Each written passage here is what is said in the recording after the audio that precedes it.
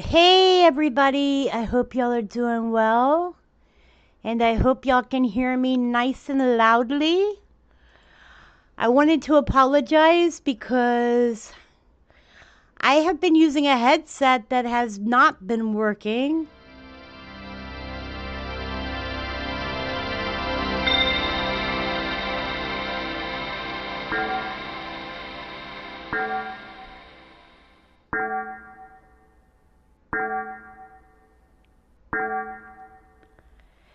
And that headset has not been giving y'all sound.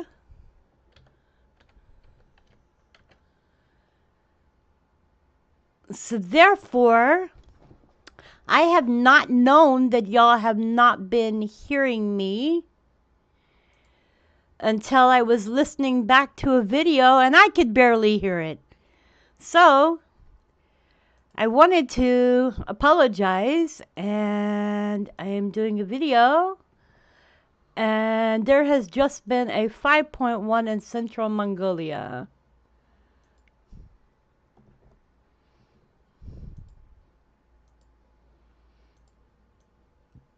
So anyways, I'm going to leave the live stream up for a little while so that y'all can have earthquakes until hopefully some of my moderators and some people show up. And then we can have a live stream.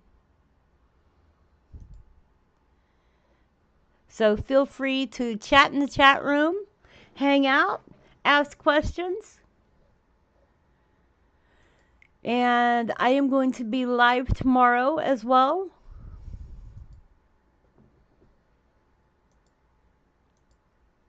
But today I am going to be doing just earthquakes because I haven't been doing earthquakes for a bit.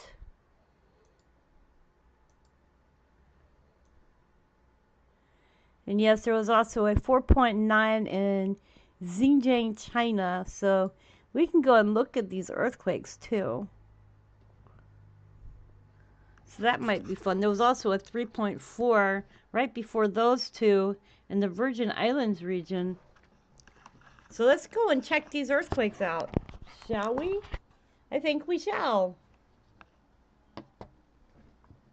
Because that seems like fun. I mean, that's fun for me. So let's pull up Google Earth. So let's go look at this 3.4 that occurred.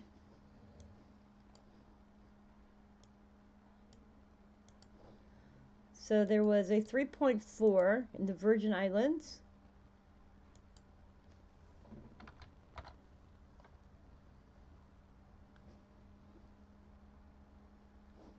This one was offshore. This area over here, if you see it lighter blue, then that means that the water there is really clear.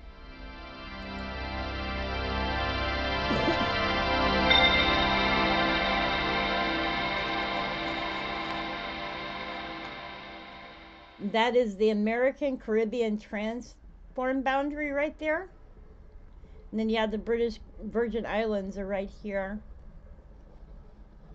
Then the next earthquake that hit was the 4.9 southern Xinjiang, China. That one occurred just a few minutes ago.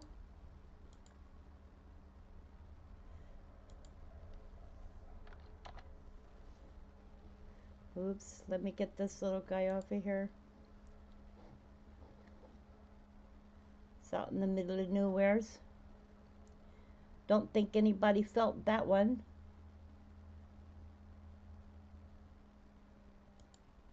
And that is a Talas Fergana transform boundary.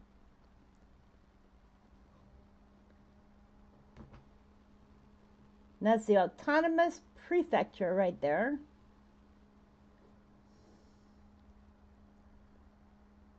Of course, there's a volcano over here. That is Tishan Volcanic Group.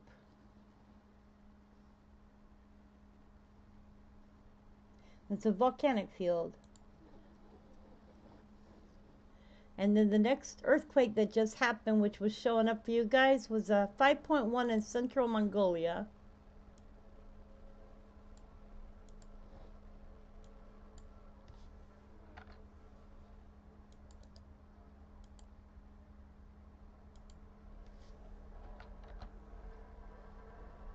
Not too far away from there.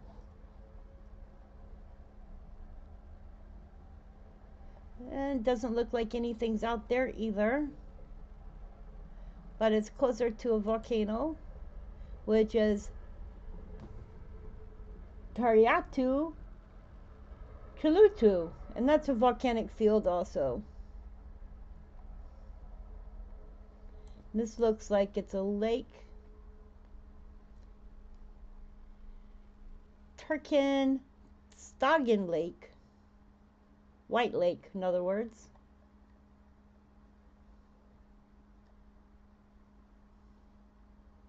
And that is the central rift boundary, divergent boundary.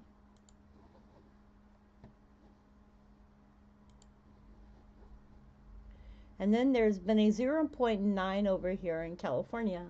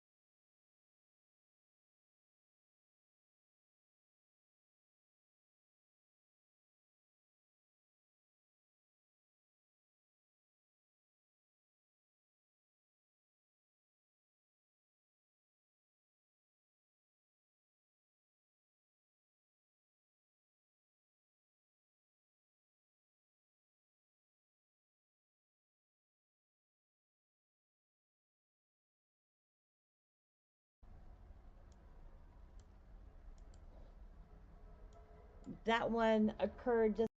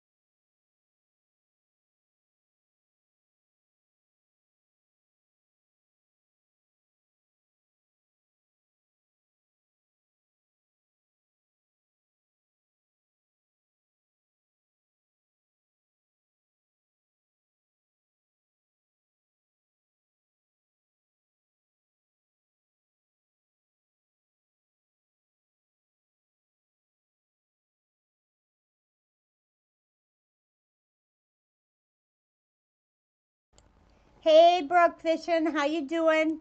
Let me know you can hear me good. I am using a different means for a microphone. So I want to make sure my sound is working. Let me know you're hearing me.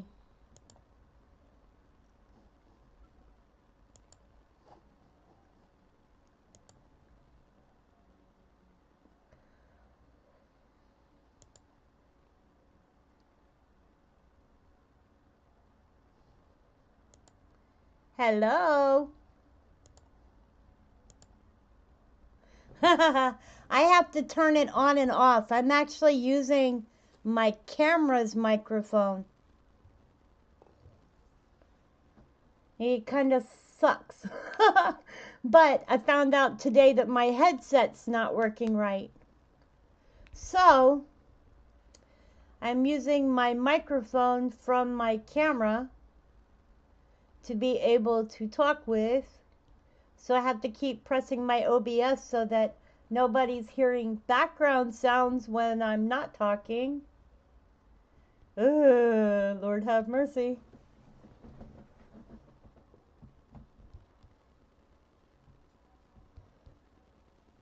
Yeah, I didn't know that it was so silent. I am so sorry. I've been making videos and I went back and was listening to some of them and I'm like, oh my God, they're like so quiet. I mean, I turned my volume all the way up and I'm like, how is anybody wanting to watch my videos if my videos are so silent? Oh, yeah, it got really cold here last night too.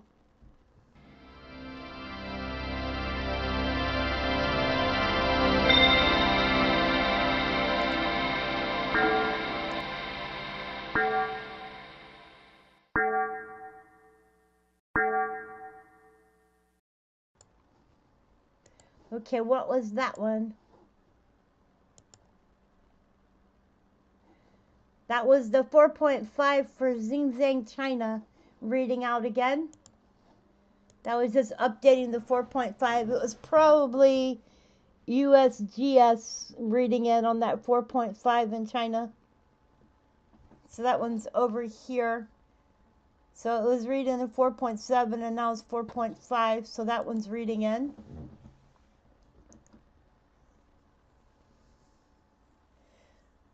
I think if we're going to be looking at this, we're looking for another one right here. And we'll be looking for another one as well.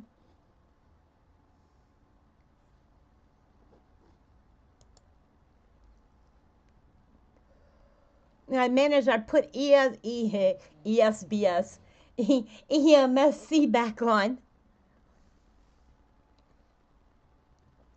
I got EMSC is working again. And then I also re-updated my computer today because I've been having some computer issues. So I updated my computer's, what do you call it, drivers. And redid some stuff with my computer that had to be done because my computer was having some glitches and I couldn't connect my Earthquake 3D and it wasn't updating.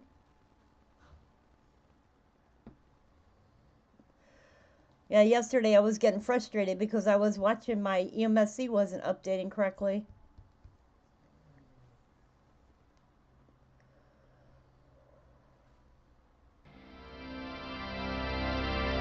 Okay, where's the 2.1? 2.1 is Hawaii. So there's just been an earthquake in Hawaii, 11 kilometers southeast of Captain Cook. That sounds interesting. Let's go see where that's at.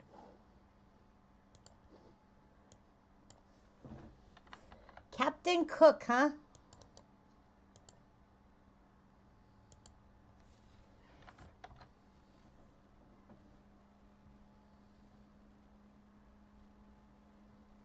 Oh, over here on this side of the island.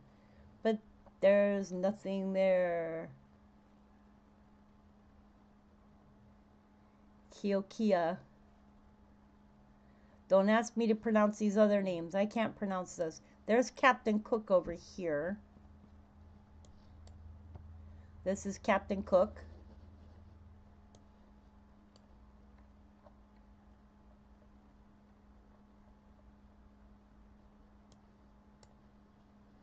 So the earthquake's here.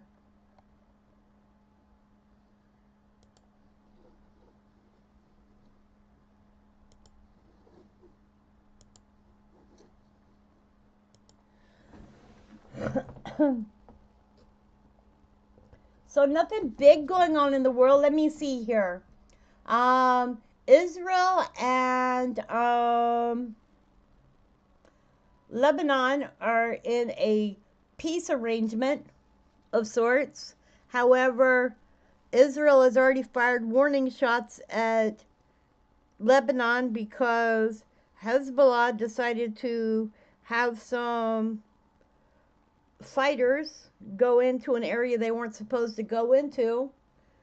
So they've already semi-broken the truce. So we'll see what happens with that. I mean, you know, I don't think that you can ask terrorists to actually abide by anything.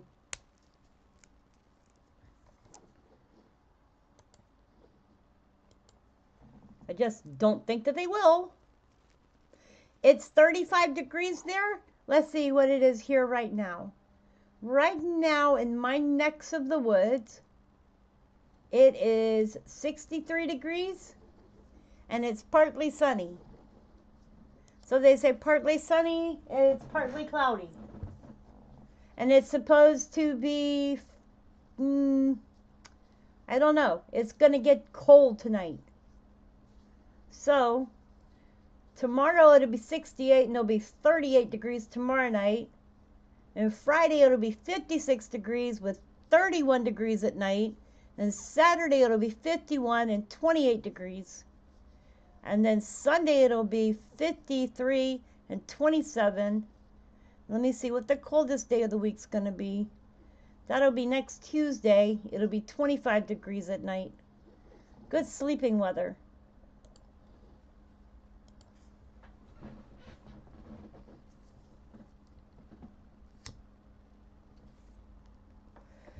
I had to drive my poor little car today. My car's doing, I mean, I don't know. I guess it's doing better. It shuddered a little bit for me today, but it ran fine. Now I'm just scared to drive it. Get in the car and I'm like, oh my God, are you going to cost me more? I mean, now it's the thing like I was talking about yesterday, and I don't know if y'all could even hear me when I was talking about it. It it overheated on me, and I ended up taking it to a shop, and now I've got a bill of, it was $575. I had to finance it, and I'm going to end up with a total payment of $717 to pay it off. And I'm looking at paying it off hopefully within 3 months, because I don't want to stretch it out to a year. And yeah, so it just sort of bankrupted me for a Christmas.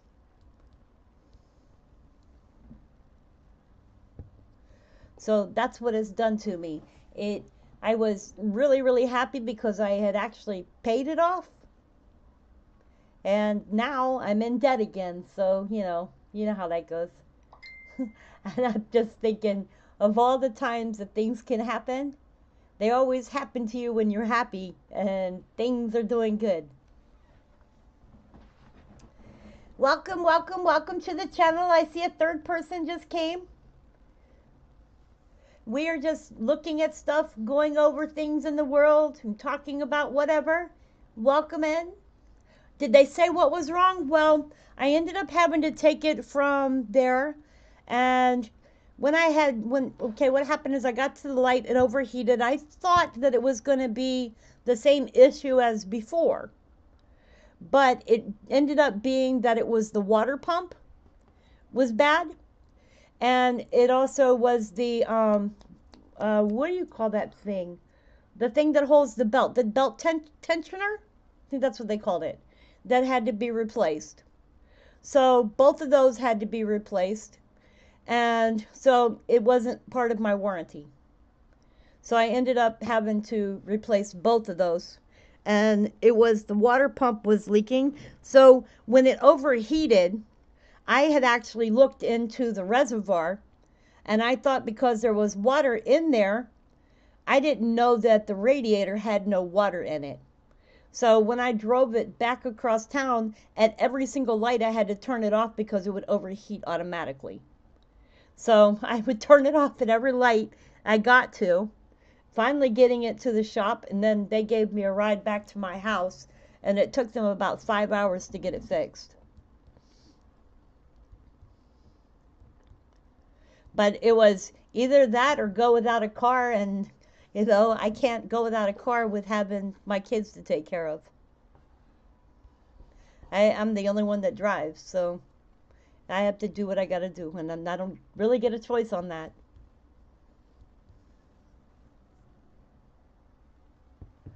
So, crossing fingers, crossing toes, this is the last thing that I have to do with this car because I'm going to tell you what, I was so mad yesterday. The only thing I could think is I want to fix it and I want to sell it. But then somebody said, you're only going to buy another car with another problem. And I'm telling you what, I feel like this has been the worst year that I've been through.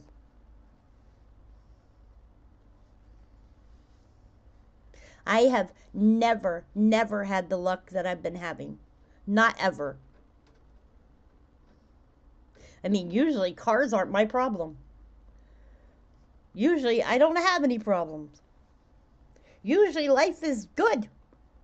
I need to get that back.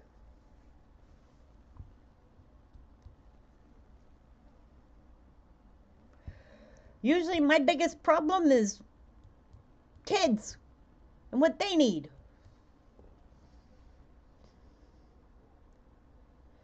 Okay, Hope did both do anything else?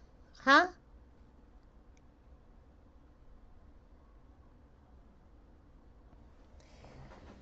Yeah, as far as anything else goes, I'm just don't I mean, I'll tell you what, it's a Chevy.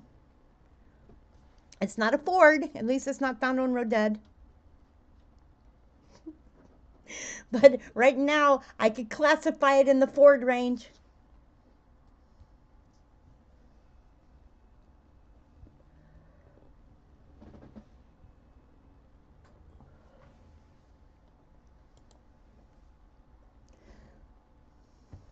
Let's see if there's been any more earthquakes.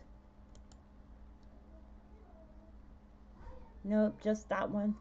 There was a 3.2 in Java, Indonesia, and a 1.5 in central Turkey that didn't ding on Earthquake 3D.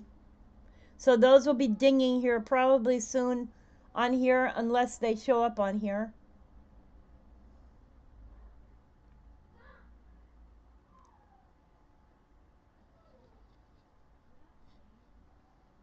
So the last few earthquakes have been a 4.5 in southern China, a 5.1 central Mongolia, a 1.5 central Turkey, a 3.2 Java, Indonesia, and a 2.1 island of Hawaii. And then we went over we went over three of the earthquakes. If you go back in the video just a little bit.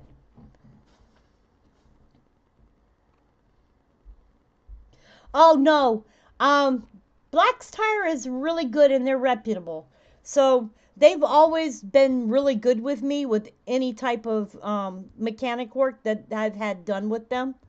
And they're always been very honest with me. Um, I've never had any problems with them.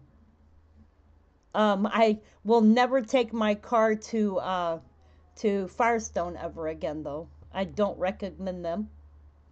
Firestone will cause a problem for you.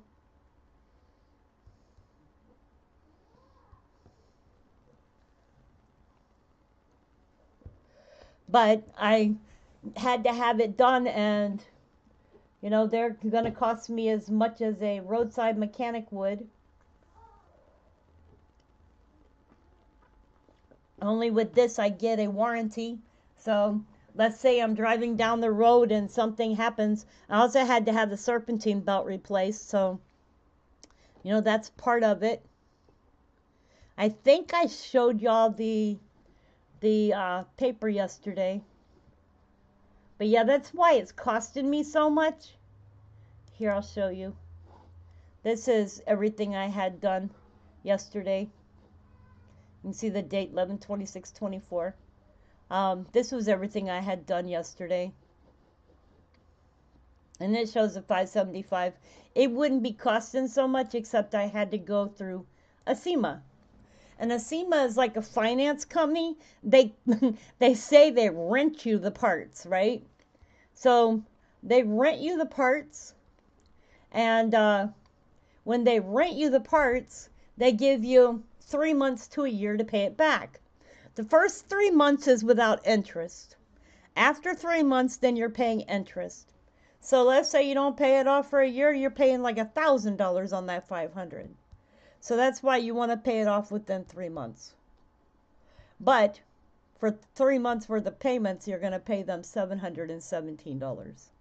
So that's why I try to pay it off as fast as I can.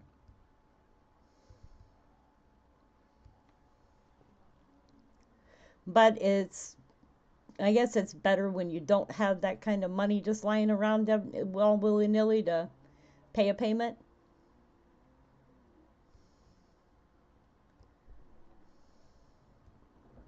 Especially when I just paid off.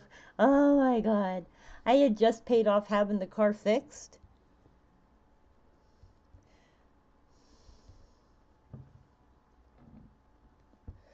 In fact, somebody had just helped me to pay that off. So like I said, when good things happen for me, something bad happens for me.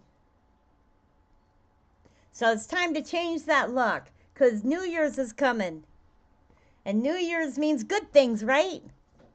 Right? Because I'm burning sage in my house now. I'm dispelling all the bad luck. No more.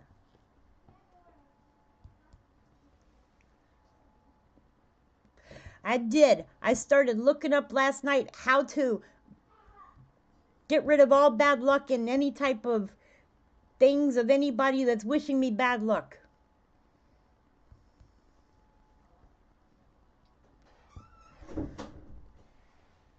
Anybody else got any suggestions?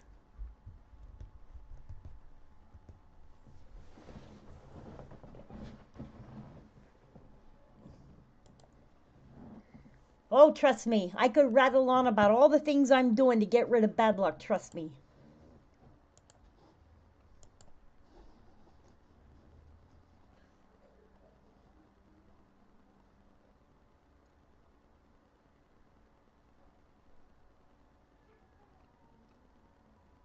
So now they're saying a Chinese ship cut the Baltic cables and Kremlin orchestrated attack. Oh boy, this is not going to be good.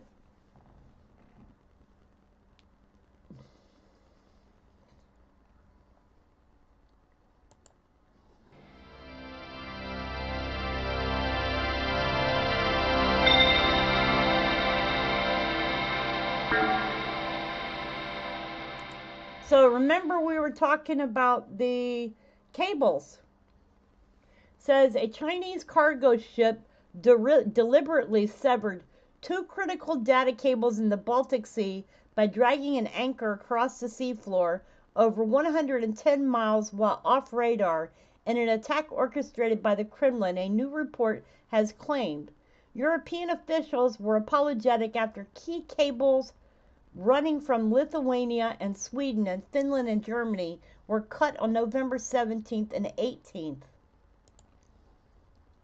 Germany's defense minister Boris Pistorius said he believed it was likely sabotage, with ministers from other nations warning the attack was likely part of a hybrid warfare which experts have said Europe is totally unprepared for.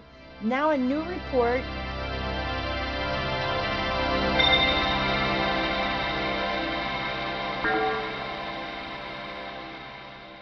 Now a new report from the Wall Street Journal claims that Russia was behind the attack and that China wasn't involved. So which one was it? Chinese European investigators told the newspaper that a massive Yiping 3 bulk carrier, 225 meters long, 32 meters wide, and loaded with Russian fertilizer, turned off its radar system and dropped its anchor as it glided through Swedish waters to cut the Sweden-Lithuania cable at around 9 p.m. local time on November 17th. 6 hours later, the Yingping 3, owned and operated by Ningbo Yingping Shipping, is alleged to have cut the Germany-Lithuania cable, having traveled around 110 miles.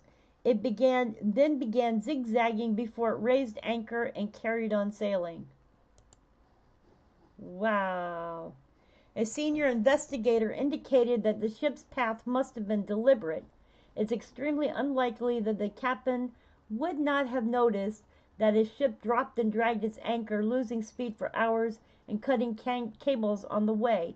Danish Navy ships pursued the ship and forced it to anchor in the Kattegat Strait, which connects the Baltic and North Seas. An initial investigation revealed the ship's anchor and hull was damaged in a manner consistent with damage suffered from deliberate dragging.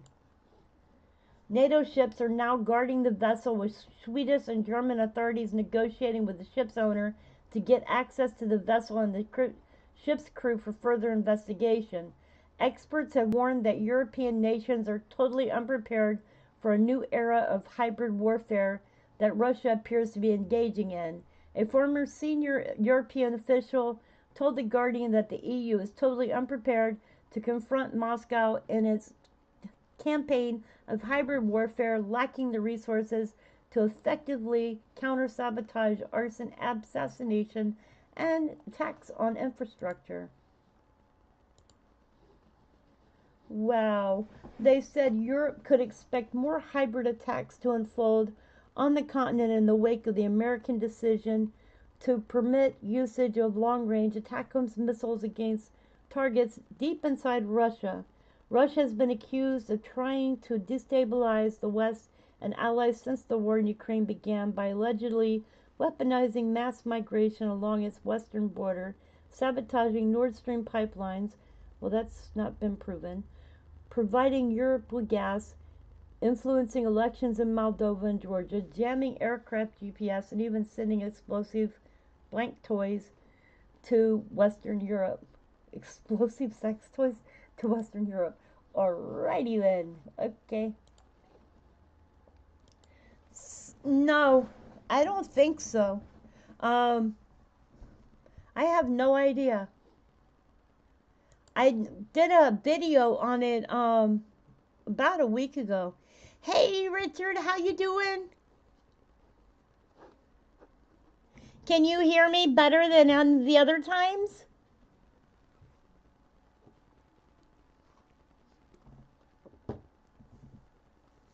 I'm hoping so.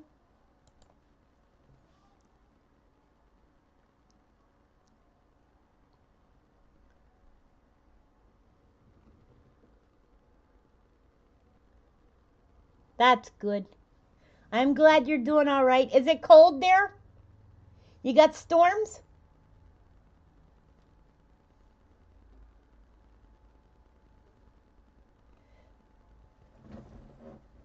Let's see what your weather's like. Let's see your weather. Let's see how you're doing up there. Well, that looks like a big mess out here.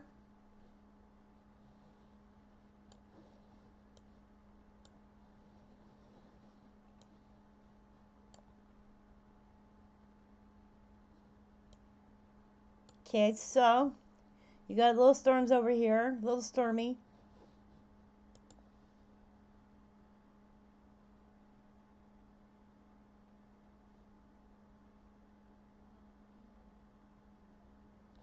I got all this mess moving out of here. It looks like it's going to head up towards you. Maybe you get some snow.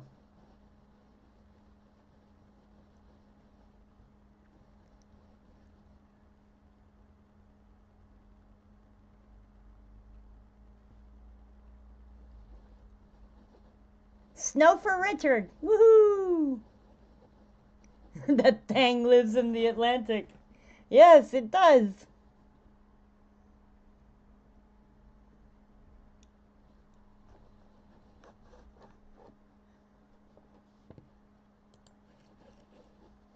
Hey, Richard, it's working today.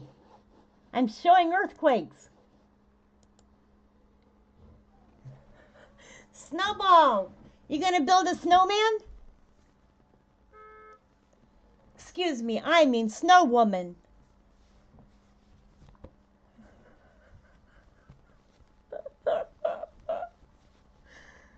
Shall we build a snowman?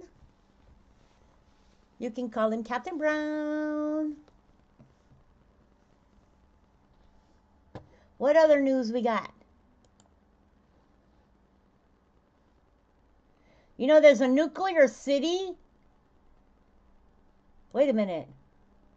A nuclear city under the ice revealed by NASA scans over Greenland. Huh? While scanning the frozen surface of northwestern Greenland this year, NASA scientists stumbled across a city under the ice from the paranoid years of Cold War.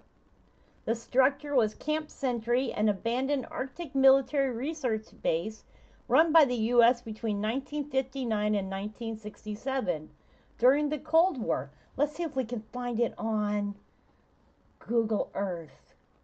Camp Sentry. That would be fun. Okay. Copy. Dun-dun-dun-dun-dun. Let's see if we can find Camp Sentry. Camp Sentry. Greenland.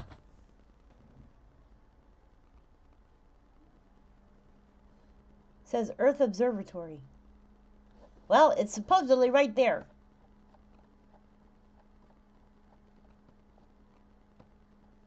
So it's there somewhere. Okay, the structure was Camp Sentry, an abandoned Arctic military research base run by the U.S. between 1959 and 1960 during the Cold War. It was the hub of a Project Iceworm, a plan to install a network of nuclear missile launch sites hidden amid the Arctic ice sheet that could survive a full strike from the Soviet Union. Nuclear missiles never made it to the camp, fortunately because they couldn't get permission from the Danish government, which still holds sovereignty over Greenland. However, the complex wasn't powered by a nuclear reactor, which left behind a large amount of radioactive debris, as well as loads of chemicals and biological waste. How sad. The site was abandoned in 1967 and left to be covered by Greenland's perpetual snowfall. This year, however, faint echoes of the buried camp emerged when researchers flew over the Greenland ice sheet with a plane that had radar equipment attached to its belly. So we're looking for the bed of ice, and out pops Camp Sentry. Alex Gardner, project leader and cryospheric scientist at NASA's Jet Propulsion Laboratory, said in a statement. We didn't even know what it was at first, Gardner added. He estimated that the structures of the military facility are currently at least 30 meters below the snow-covered surface, shallow enough to be picked up by radar beaming equipment. Previous airborne surveys of Greenland have detected signals of Camp Sentry as they passed over the site. However, the latest imagery from April 2024 provides the best view. Okay, what view? And the new data, individual structures in the secret city are visible in a way that they've never been seen before. With warming temperatures melting the planet's ice sheet, there's no guarantee that the camp ruins will remain buried for long. A 2016 study indicated the ice sheet on top of Camp Sentry could rapidly deteriorate within 75 years under a business-as-usual scenario of fossil fuel abuse. If that happens, the report said it would guarantee the environmental remobilization of physical, chemical, and biological and radiological waste abandoned at the site. The researchers went on to suggest that the problem had a potential to spark fiddly political disputes between the Danish government and the U.S. It's uncertain if or when disaster might strike at Camp Century, but research initiatives like the recent project by NASA JPL could help keep tabs on the situation. Without detailed knowledge of ice thickness, it is impossible to know how the ice sheets will respond to rapidly warming oceans and atmosphere, greatly limiting our ability to project rates of sea level rise. They should have never left that there. I mean, like, seriously.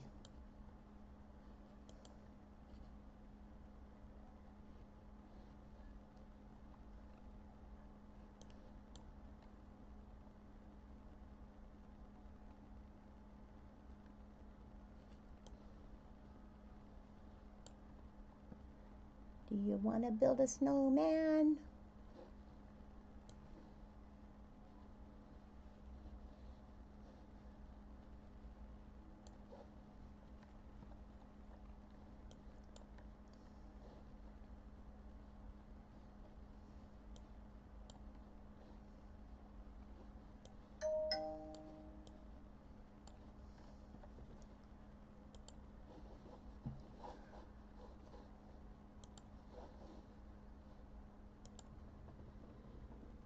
Yup.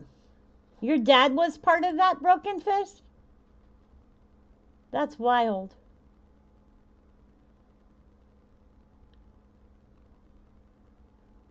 Richard says, I bet there are radioisotope thermoelectric generators there. I don't know. That is wild.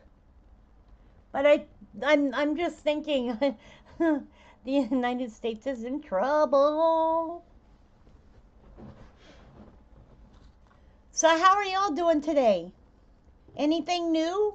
What are y'all planning on doing tomorrow?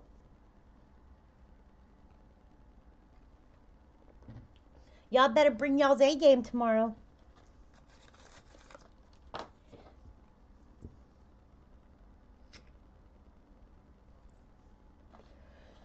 So I'm waiting to hear back about my ultrasound.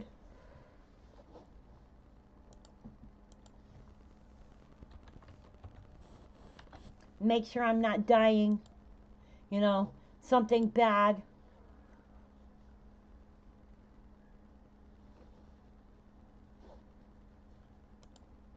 I mean, don't bad things always come in threes? Oh.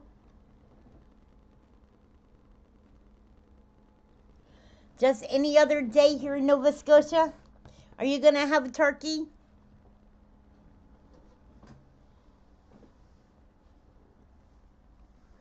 I am not having a turkey.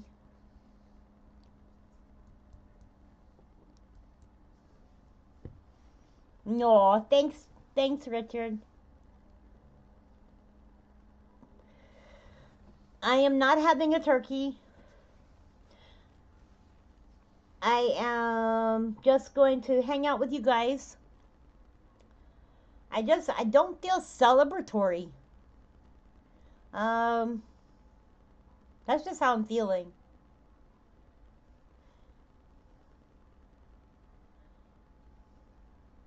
Nova Scotia is not part of the United States. Is Nova Scotia part of the United States? Nova Scotia is part of Canada, right? No, is...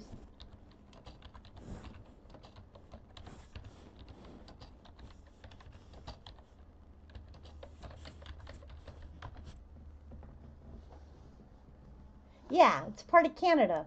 So y'all had Thanksgiving already, right?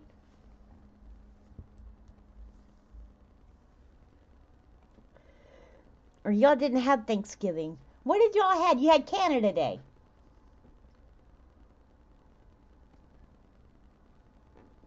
I don't know why I keep thinking Nova Scotia is part of the United States.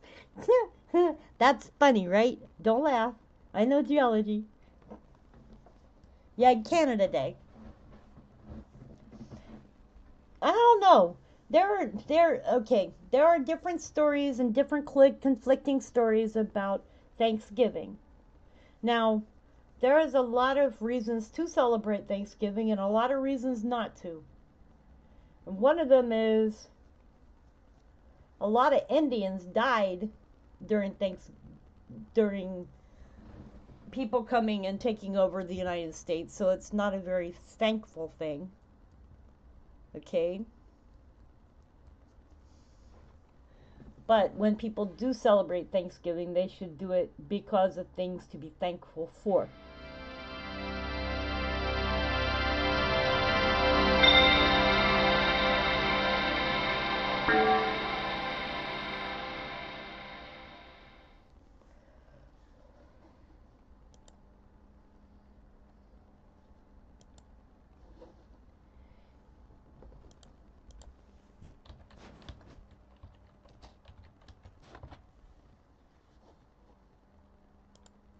Canada Day is celebrated because Governor General Lord Monck signed a proclamation that requested all Her Queen Majesty and Victoria subjects across Canada celebrate July 1st. So it was July 1st, right?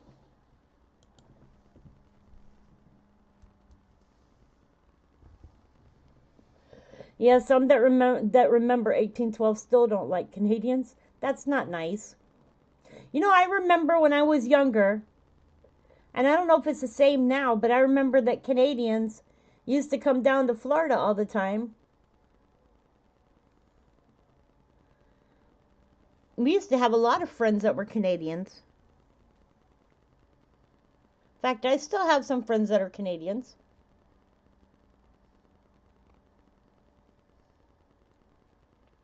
Yep, 1st of July. Are y'all gonna get rid of that prime minister y'all have?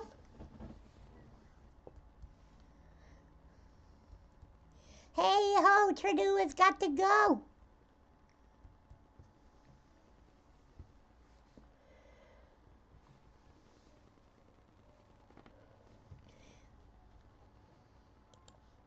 You think he'll start behaving when Trump gets into office? I hear he's making encampments up there for all the illegals that the United States has.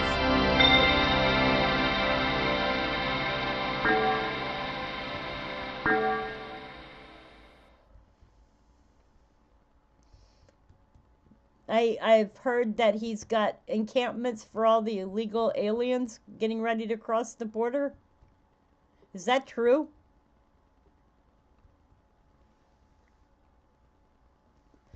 I think Canada ought to ship them all back too.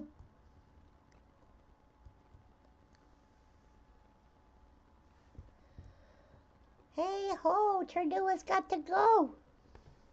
Oh Lord, I don't like Taylor Swift. I'm sorry. I'm not a Swiftie.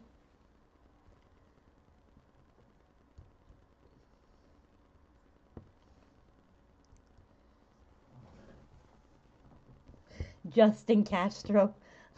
So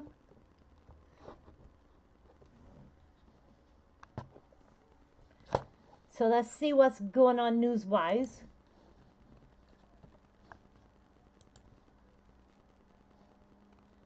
You know, FEMA's issued guidelines to find a shelter amid a nuclear war threat. That makes me feel safe.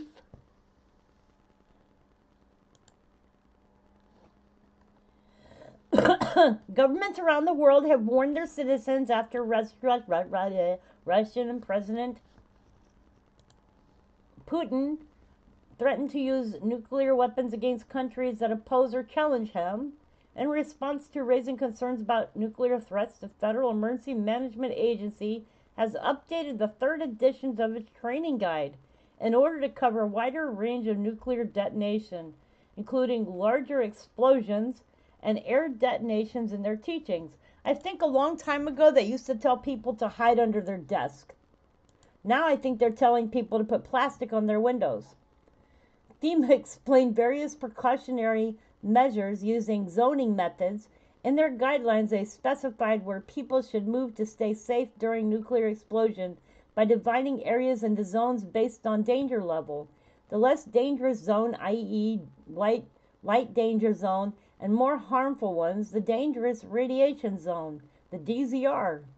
The guidelines help people on how to evacuate these zones to protect themselves. Oh, according to FEMA, light danger zone is an area where the force of explosion can break the glass windows, injuring people nearby. While the building in this zone may be damaged externally, only a few will experience structural damage. However, LDZ can stretch up to 3 miles from ground zero of a 10 kT nuclear explosion. The level of damage may differ as the shock wave bounces off the atmosphere, nearby buildings, and terrain. In this zone, weaker buildings may be damaged and people are likely to get hurt. I think incinerated would be a good word for it. Radiation in the LDZ depends on how close the explosion is to the ground. In this zone, radiation levels near ground zero increase if the explosion is close to the surface.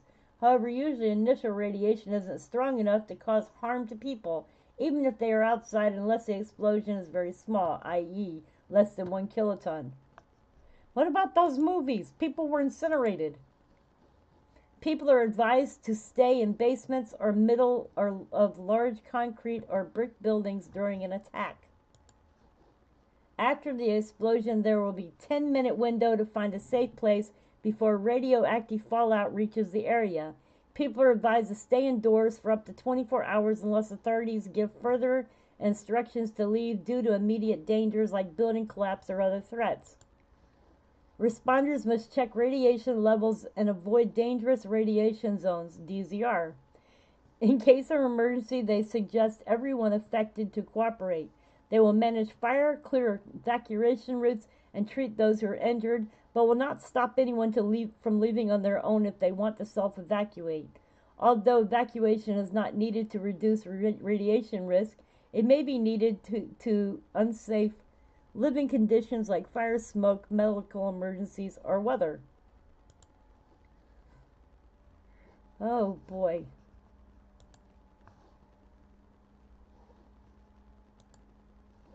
That is crazy. Alrighty then. Well, I feel safe. And I've seen the pictures that they've given on where it's safe to go. They've given down here,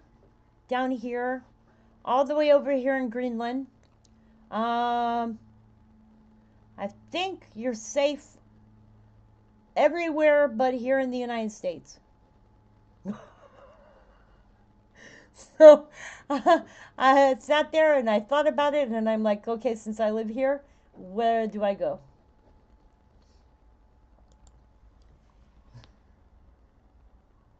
Let me see.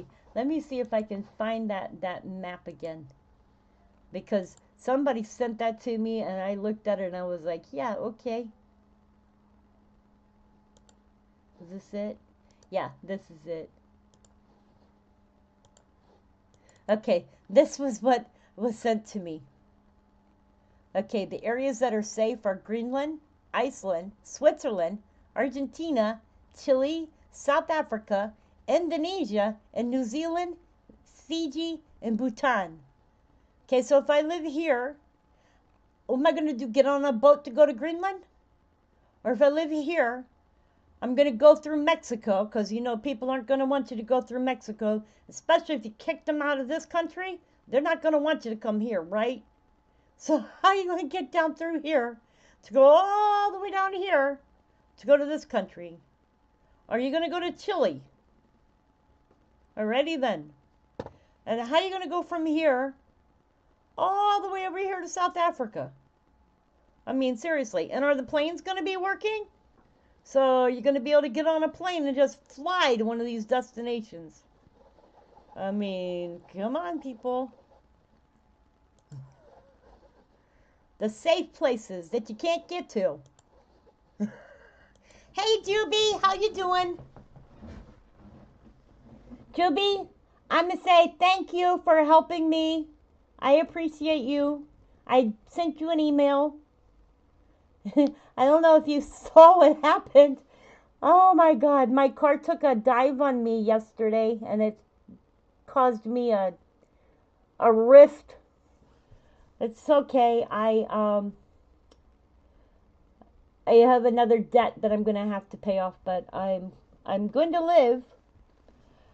But thank you and thank you and thank you for helping me with the last one. I really appreciate that, and for helping me get a tree.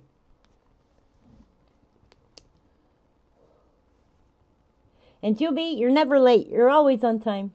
I love you. Looking at the Davy Crockett nuclear rifle on YouTube, something from the early years. Wait a minute. Davy Crockett nuclear rifle. I'm going to look that up. Okay, hang on. There's got to be a picture of it.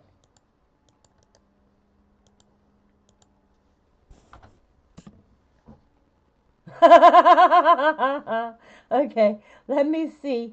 It's on Wikipedia, so I can show that. There it is on Wikipedia. That's interesting.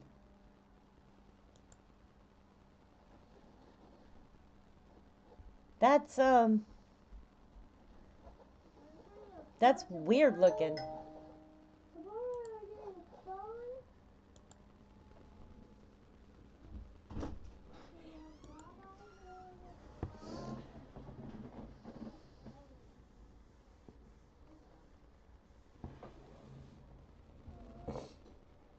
Oh, I'm sorry you're tired.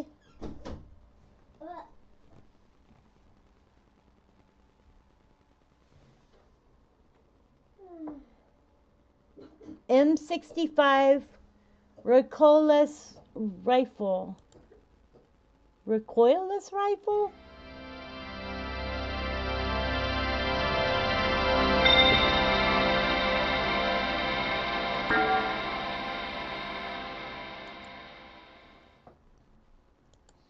Juby, I am going to try to stay happy even though bad things are happening. That is going to be my motto. I am burning sage in my house, and I am, even though I've got a $717 debt right now, I am going to stay happy.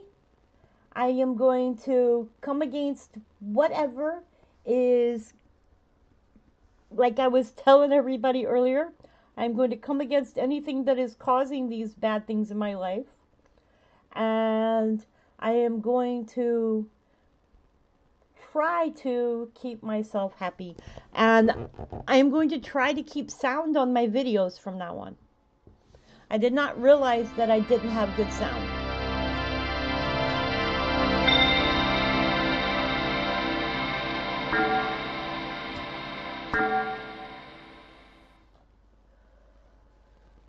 Burning sage pup? Oh no, I haven't burned a sage pup yet. Don't tell Sage Pup I'm burning Sage Puppy. George! Hey George, how are you? Yes, it's a day early. I did not know that I didn't have sound on my videos, so I'm trying to make up for not having had sound on my videos by doing a live stream. Since I did a live stream yesterday and wondered why everybody was dropping out of the live stream, it was probably because I had no sound. Because I sounded like I was talking very, very low. Can you see me? I'm actually whispering to the microphone.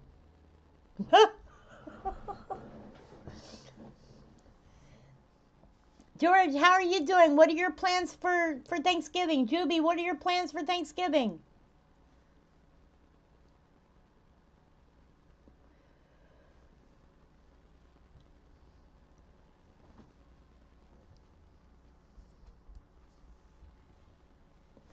What is everybody's plans?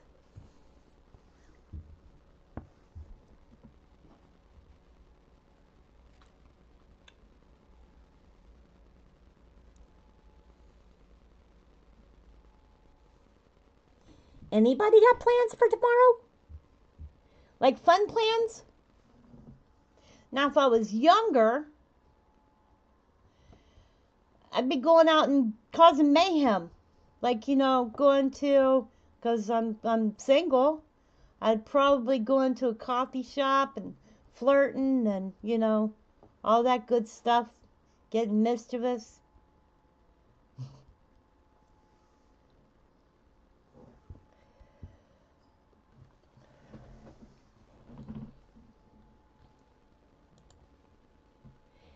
You're breathing and loving your animals. That's awesome. How many animals do you have? I have Penny. She's a dachshund.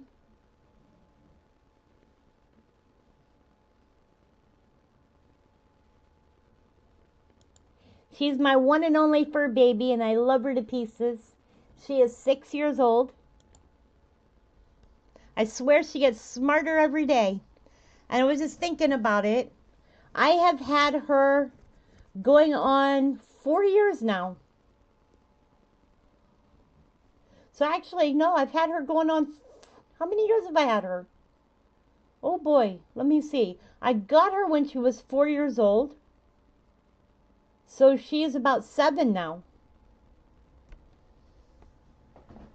It's almost her birthday.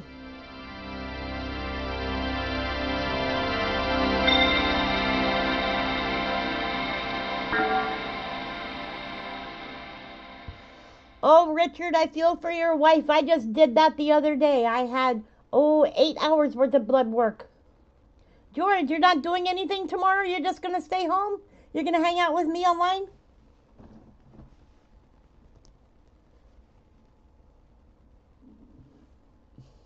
Good. We'll have to come up with some kind of online game tomorrow.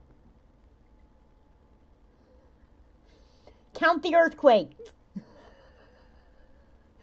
Did y'all notice my Earthquake 3D is working? A rescued dachshund Catahoula mix and 2 cats. Oh, that's awesome. What's a Catahoula? Let me see. I'll pull up a picture of my dachshund. Tomorrow I'm going to do a live stream in the afternoon. It's going to be in the afternoon.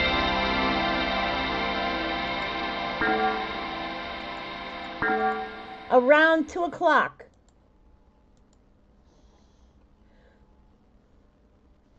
So about 3 hours before this time right now.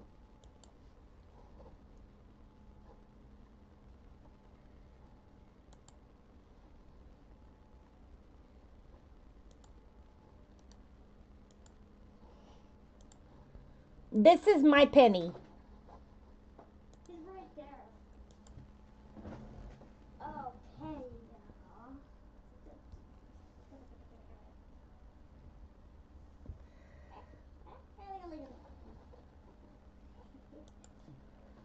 Sorry. That's my baby.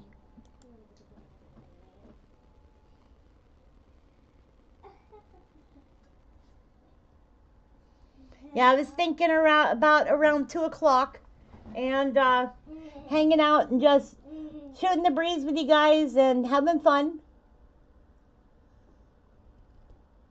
For everybody that wants to show up, bring your own snacks, bring your own drink. I'll be having probably tea. Maybe tea. I gotta decide on whether my stomach is feeling good tomorrow. I had ultrasound yesterday. No, it was yesterday. I had ultrasound yesterday morning. Keep thinking day before yesterday, because day before yesterday I spent 8 hours in the hospital.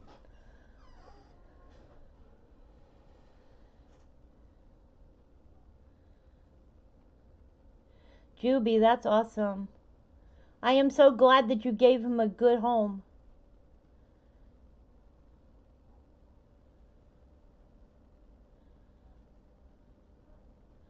I am so glad he's got a good home now. All dogs deserve good homes. This Penny, I'll give you a little rundown on her life. I got her from the animal control, and she was a rescue to adopt. And it was weird because one day I decided I was going to go and adopt a dog. And so I went to animal control, and I had seen a dog that I wanted, and I got there and I saw that dog, and it kind of turned its nose up at me and growled, and I was like, okay, that is not the dog for me. So I had my hand up against the cage, and Penny licked my hand. And I looked at her, and I was like, oh, she's a cutie, right? So I told the lady I wanted to see her, okay?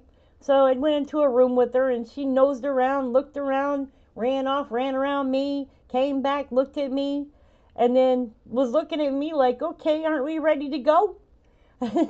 So I went and put her back in the cage, and I was just thinking about it, and this other old lady came up, and she was like looking at her, and Penny turned her back on her.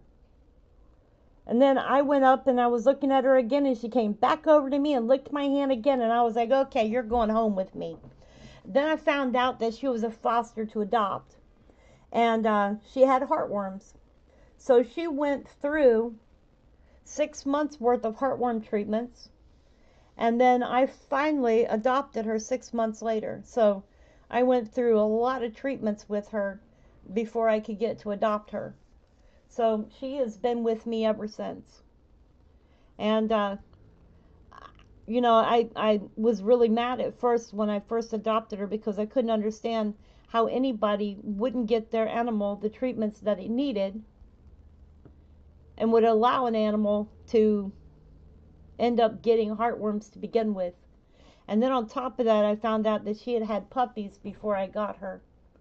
So that really tore me up because those puppies would have had heartworms too.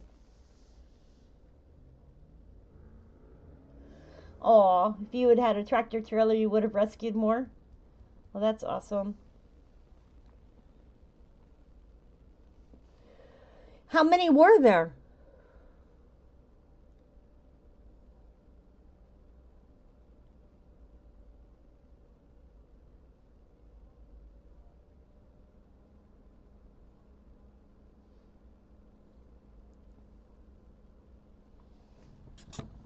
Yeah, Mongolia got hit with a 5.1 earthquake. I did go over that earthquake a little while back.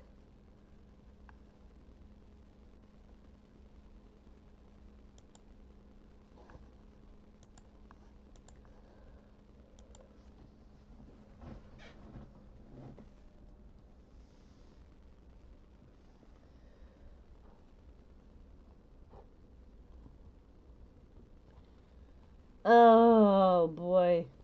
Let me see what a Catahoula dog looks like.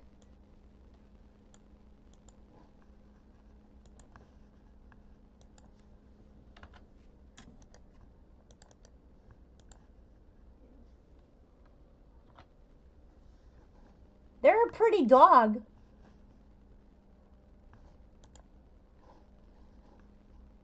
That's what a Catahoula looks like. Catahoula's got pretty eyes. They don't look like they're very big though.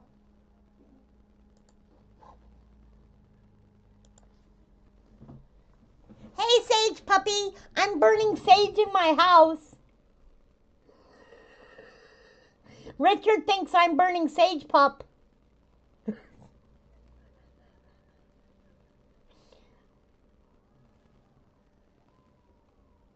Don't worry, I'm not burning sage, puppy. Oh, it's Louisiana state dog. I did not know that. That's awesome. So they're a hunting dog?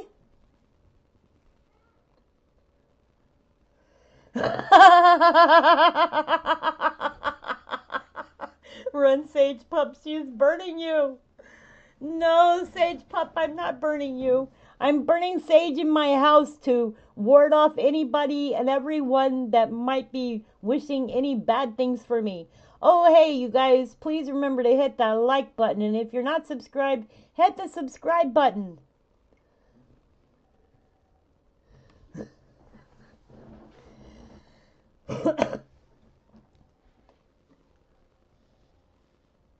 That is awesome. I didn't know that.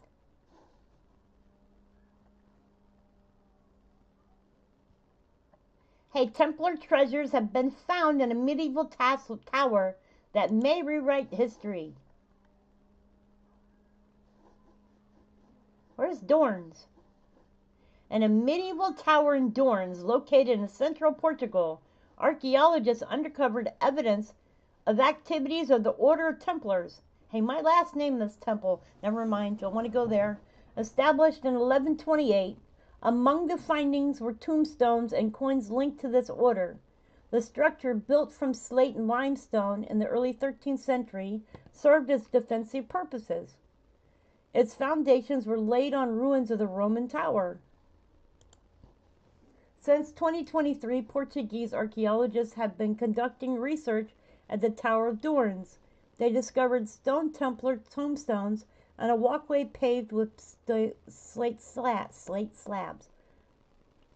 Located about 3 feet below the building's ground floor, Bruno Gomes, the mayor of the Feira do Zezer municipality where Dorns is located, reported that during the research conducted outside the structure, Templar coins were found. Archaeologists suspect these coins may have been buried alongside the knights' bodies, whose graves are within the building. How interesting. The towers, which lost its military significance in the 16th century, were transformed into bell tower, may become a small museum in as early as 2025. Dorns was one of several places in Portugal where the Templars were present. The main headquarters of the Order of the Tomar, where in 1162 the Grand Master Guadim Pace built a castle. It was also thought his initiative that the tower in Dorns was constructed. In 1320, the Templars renewed their activities in Portugal as the Order of the Knights of Christ the King. In the following centuries, the monastic part of the castle in Tomar, located behind the defensive walls, was expanded. Portugal was not the only country where one could find traces of the Templars' presence. Their presence, to varying degrees, was noted in practically all Christian countries in Europe. Interesting story.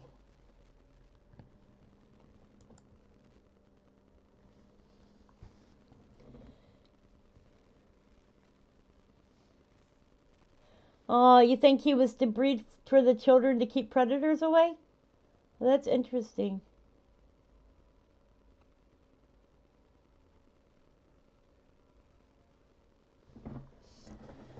I don't know what, Penny. I'll tell you what.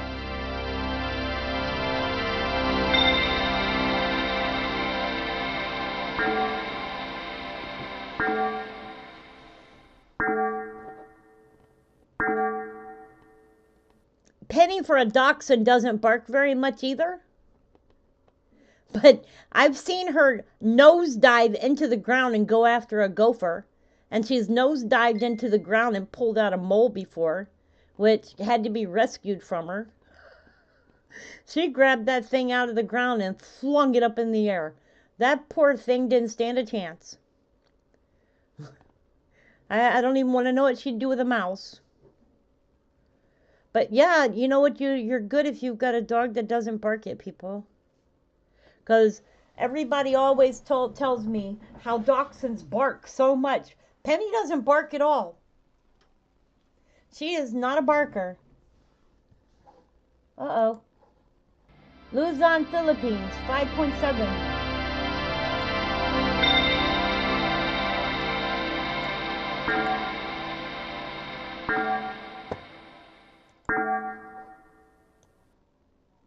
Okay, so Luzon, Philippines has had an earthquake.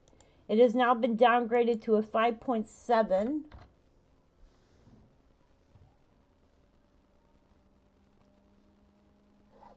This is like right in the middle of the Philippines, so I'm pretty sure this one was felt because there is a town here. This is 9 kilometers west-southwest of Cabanatuan City, Philippines. Population there is 327,000 people. So I'm pretty sure that was felt.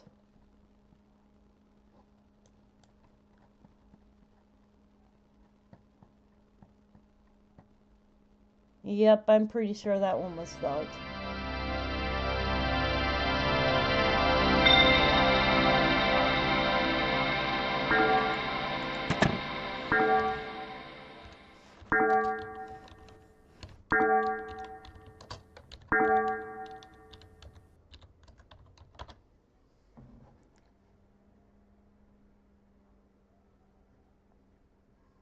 That one will not have hit the news yet.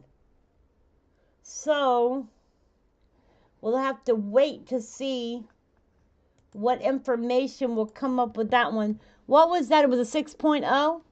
So people will have felt this one.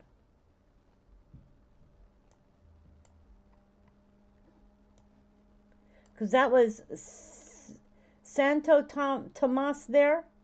And this is the other city here. So it will have been felt on both sides. Probably more here than it was felt here. But I'll tell you what, both sides will have felt this one.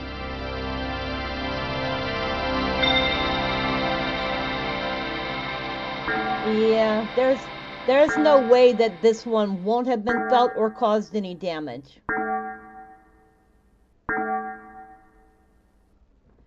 Juby, is it possible that well, I don't want to think that they did it, but could they have? That's the Philippines. Could they have taught him not to bark?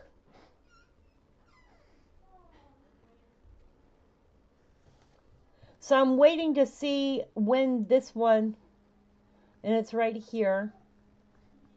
I'm waiting to see when this one will show up news-wise.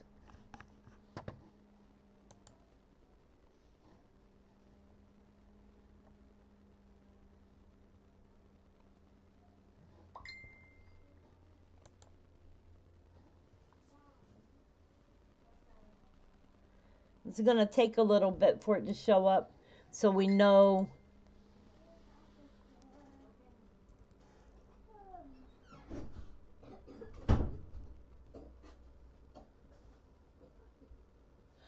You know what? That's sad because if it was a dog that was locked up a lot, that dog may not have barked very much either because of the fact that it was locked up so much. Because Penny, she doesn't bark very much either.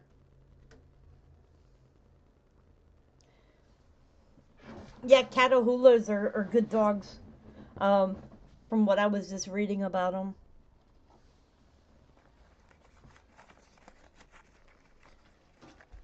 I love you, Skylar. You want a drink? Did you just steal my soda off my... You silly girl. Okay, go ahead. You can have it. Yeah, you funny. I know.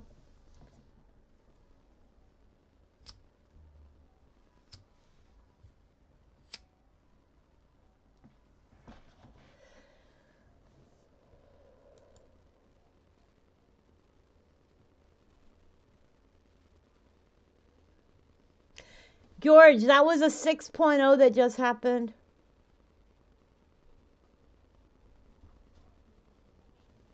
They downgraded this one. Let me see. It was Luzon, Philippines. So, let me see here.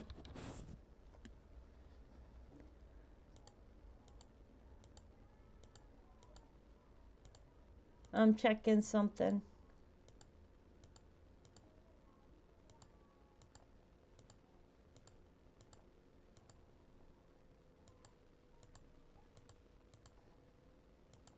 I'm going to pull up all the Philippines for today.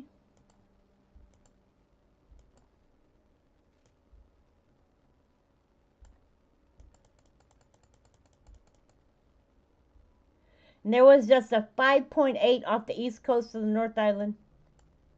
Okay, so we got to go look at this one.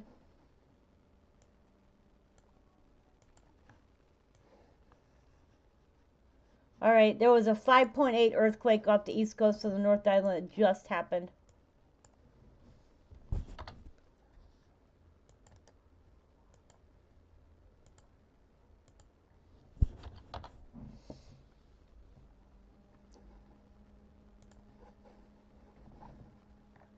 This one is here.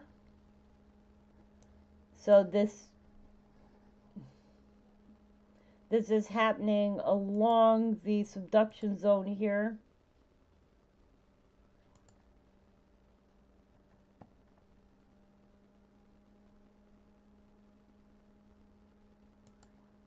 If I can get it to pop up. That is the Pacific Australian Convergent Boundary.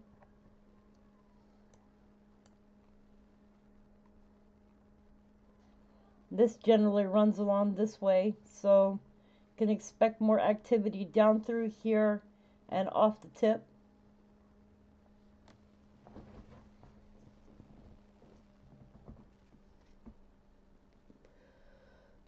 What's my antibody from Mongolia? You mean antipode? Hey, Hurricane.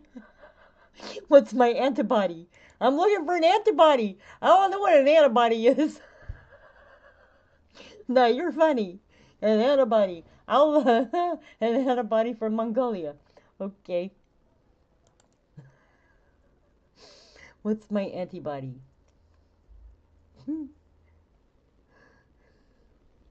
All right, so that's the earthquake, the 5.8 that just happened for New Zealand. Boy, that happened fast. I was just looking at the last earthquake that just happened, the 5.7 for Luzon, Philippines. That happened within 6 minutes of each other.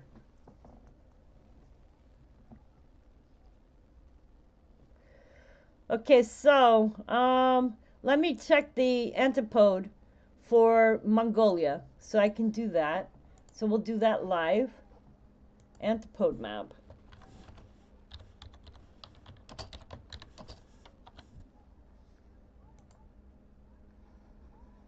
So here's how you put in the antipode map. This is for the antipode for the earthquake, the 5.1 for central Mongolia that happened earlier. This is where this earthquake occurred, here. And the antipode for it is over here. Chile, Argentina would be right here. So there's your antipode.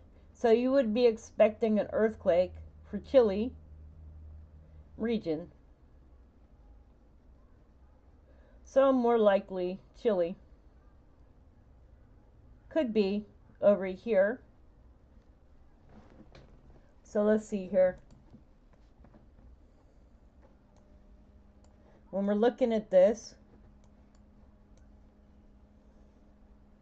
we're looking at this area here, and it's showing out here. It could be over here where it shows that 6.3 at, or it could be back over here because it's showing in this area here. So the antipode is always 30 degrees antipode.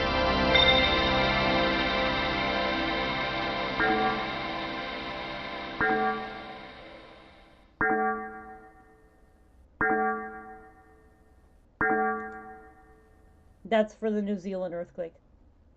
So the antipode is always 30 degrees antipode. So it's going to be here or it's going to be here. So we're looking for an equal size earthquake to the 5.1. So it's going to be 5.1. Or larger. Could be 6. So let's see that New Zealand earthquake. So it could have already happened. So let's see what GeoNet said about that 5.8.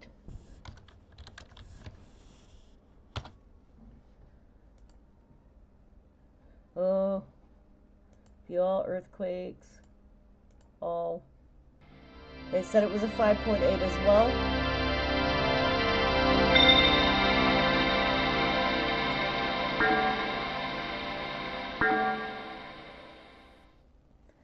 New Zealand called it a 5.8 as well, so it's the same size.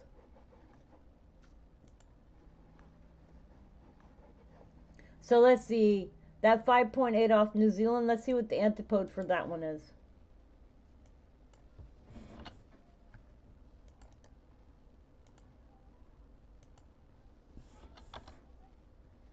So we have New Zealand here,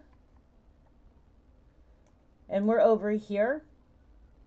So this looks like Spain area, Cartagena, sorry, Cartagena. So La Palma.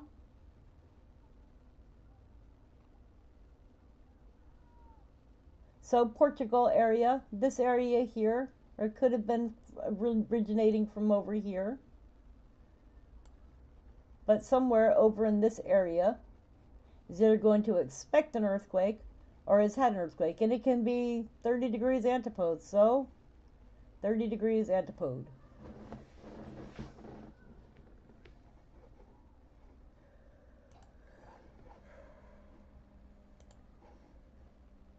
Could be Azores.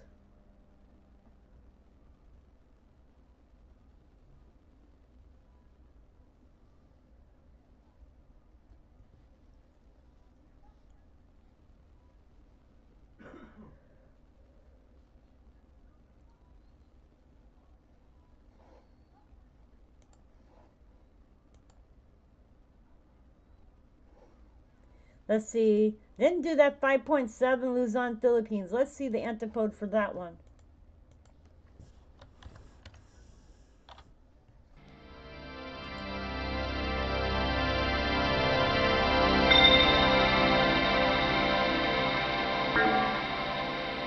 That's down in New Zealand. Okay, so here's the one for Philippines.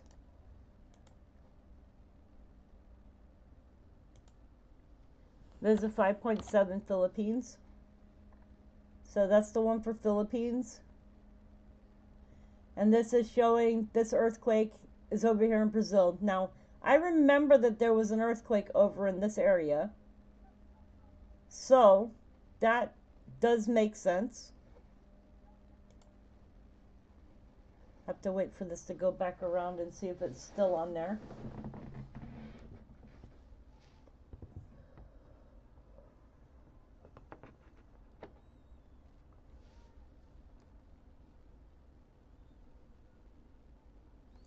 See these earthquakes here? Right there. That one right there. That one right there caused an earthquake.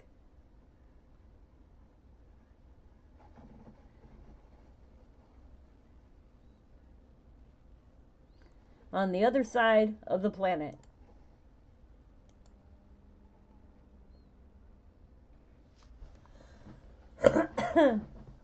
Now you know how the antipode earthquakes work. And it probably was a deeper earthquake. I did not look at the depth of that earthquake, but I remember seeing earthquakes. Okay, so not showing Eastern Canada. Let me see here. Do I not have Canada feeds on?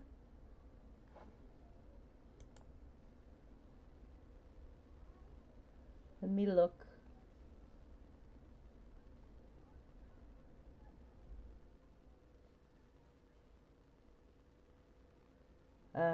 Do not have Canada feeds on. You're right.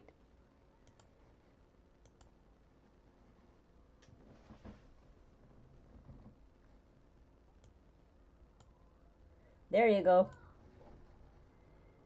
You're welcome. Sorry.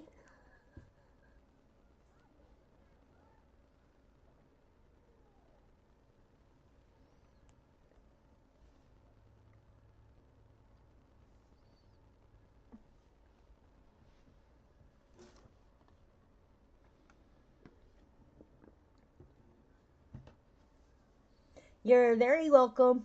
I'm sorry, I forgot to hit those when I reset it.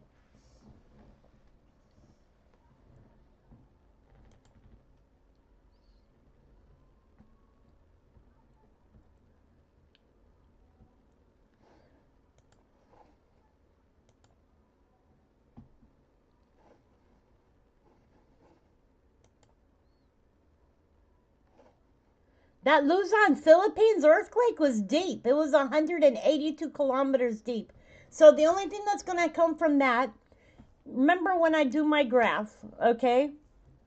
5.7 is going to cause nothing but swarms. So it's 182 kilometers deep. So that will cause swarms. It will not cause another big earthquake. It will cause swarms. So lots of little aftershocks expected. Or other little earthquakes.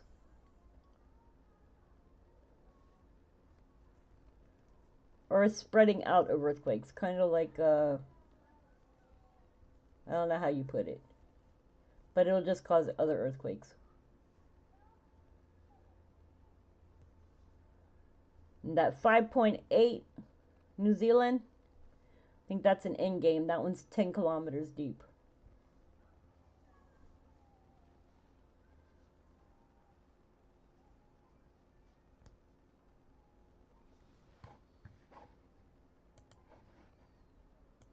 Yeah, for Philippines, 182 kilometers deep.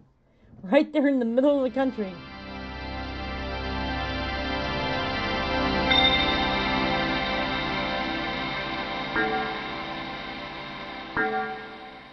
Oh, Juby. Hugs. Oh, what just hit? 3.5? I'm not seeing the 3.5. Where's the 3.5? Okay, so guess I gotta wait a minute.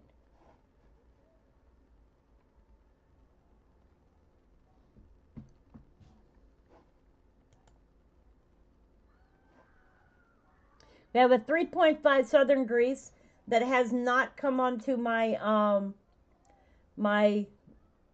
come onto EMSC yet, but it's a 3.5 Southern Greece that's on nope, it's a 3.5, I believe that's Canada. Let me look. In our Canada.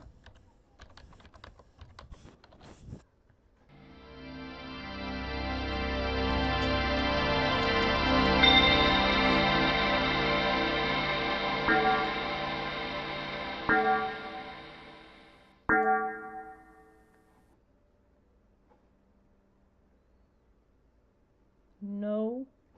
Where is the 3.5? Well, I got a 3.5 for Southern Greece that has not listed yet. I also have a 2.0 for Western Texas. A 2.3 for Serbia. 750 kilometers deep. These have not listed yet, so do not use them for anything. But that Serbia, 750 kilometers deep. Holy jeez.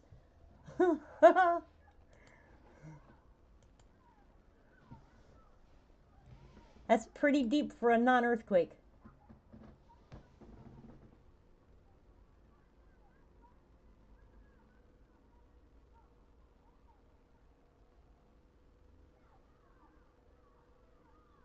Okay, George. All right, Richard. Run, Richard, run!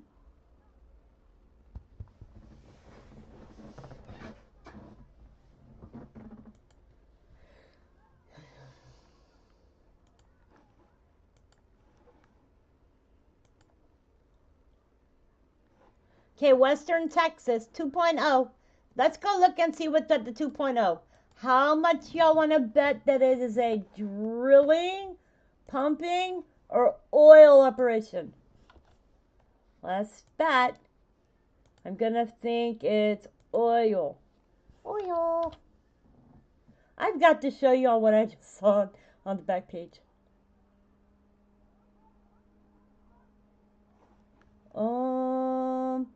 Probably old, but it's probably old. Yeah, because there's some there.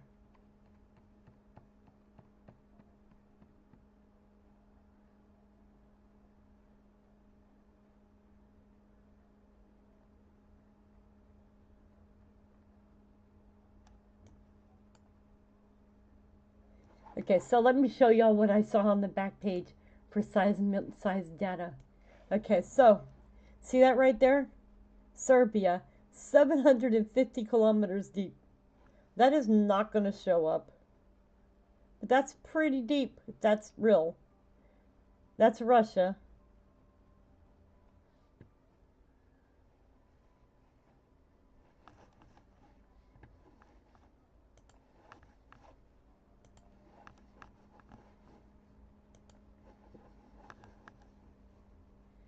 Oi, oi, oi, oi, oi, oi, oi, oi, oi.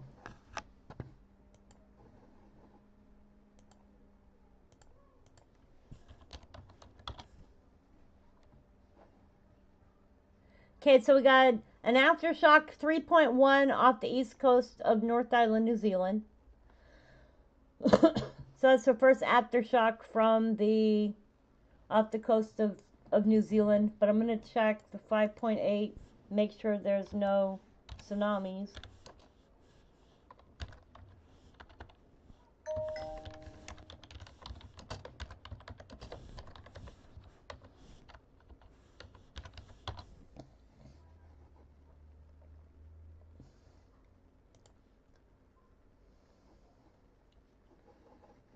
And it says an earthquake with magnitude 5.8 jolted 147 kilometers east of Hicks Bay, New Zealand. On Wednesday, the U.S. Geological Survey said the epicenter was a depth of 10.1 kilometers, was initially determined to be at, then it gave the degrees, but it didn't say any more than that. Okay. What other news from it? No more news from it at all. Even China listed it. Okay, so I want to check the earthquake that happened in the Philippines.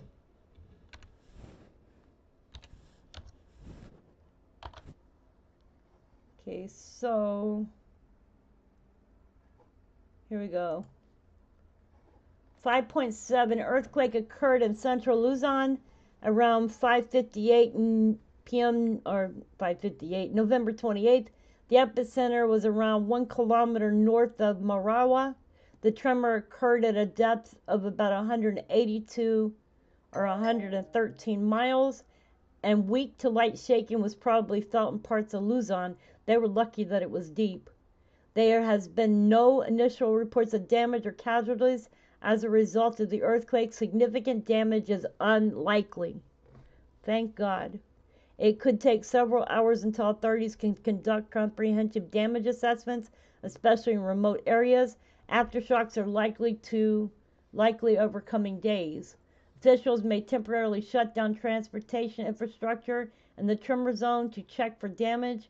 Minor disruption could occur during shutdowns, but service will likely resume quickly if no damage is found. Utility outages are possible, particularly in the earthquake's epicenter. And I was just thinking that because it was deep, they may not have actually felt it very much.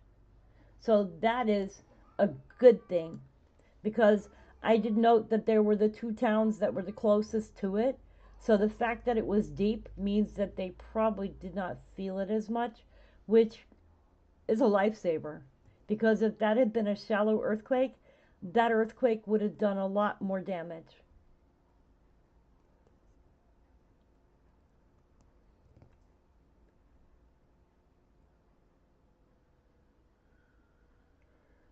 Nothing in the mail, George?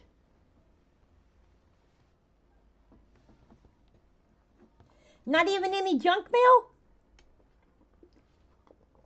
I got mail from my daughter in college today. I get more mail for her than I get for me. I even got mail from the oil company. You know, from the Keystone Pipeline.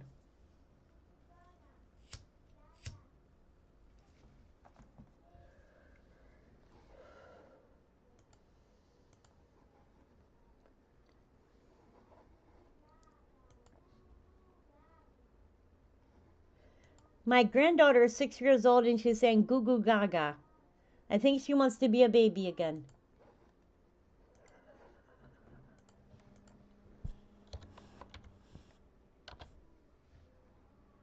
Moo goo gaga.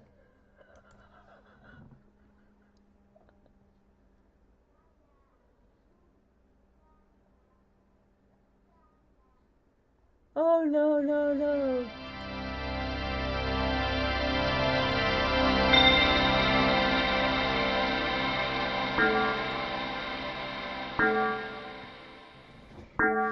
Yeah, so they're building the Keystone, I think it's a Keystone pipeline behind where I live at.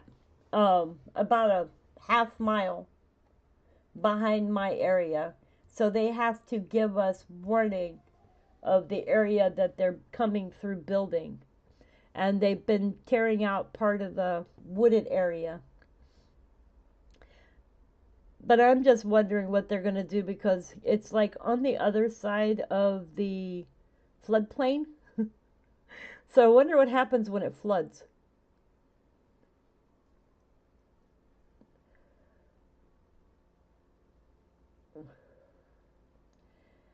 I have always thought that large, deep earthquakes can cause shallower, larger earthquakes. Well, when you look at it this way, large, deep earthquakes can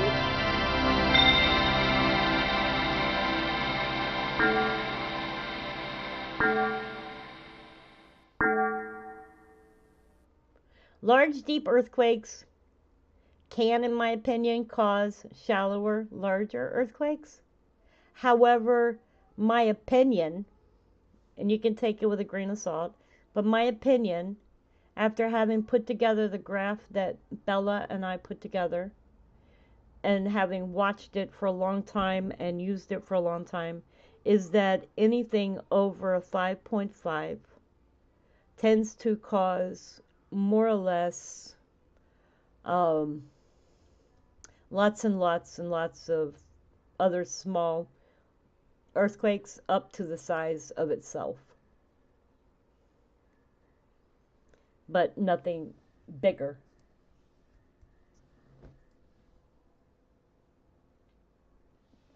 So that's my opinion.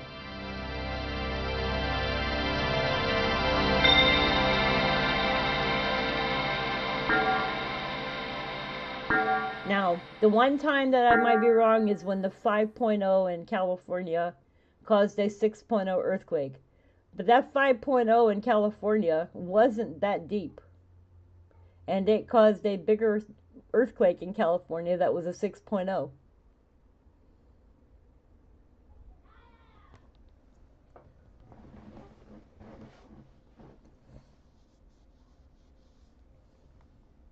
So we have to remember that as well.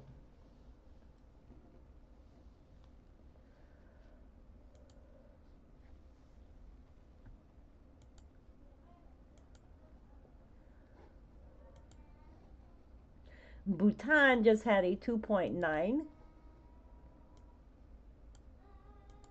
So let's go see where Bhutan is.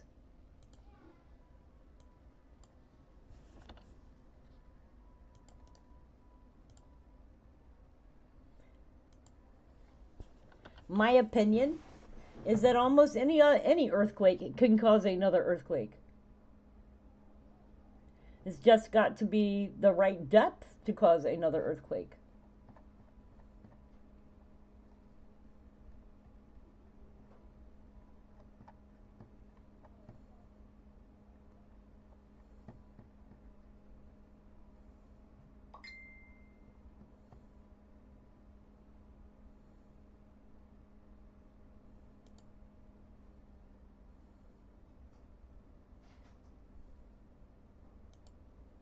That's the Eurasian Indian Convergent Boundary.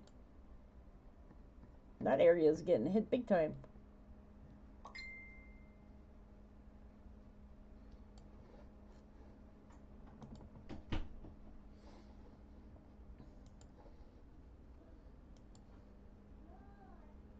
Yep. Chain reaction aftershocks. You're welcome.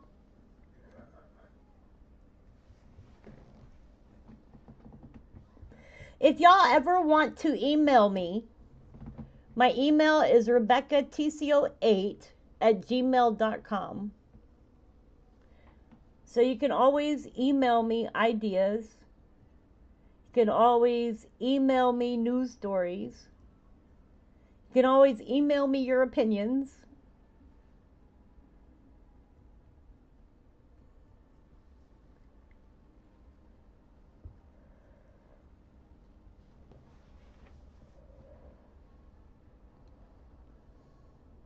And trust me, I'm not always right. I mean, I like to think that I know a fair bit about earthquakes, but I don't know everything. I'm just a little person in a big world. You gonna take her out?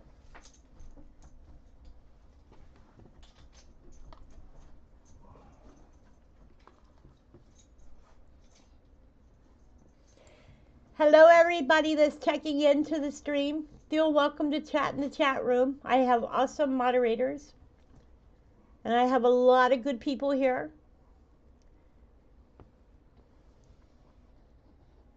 So what else we got that's new?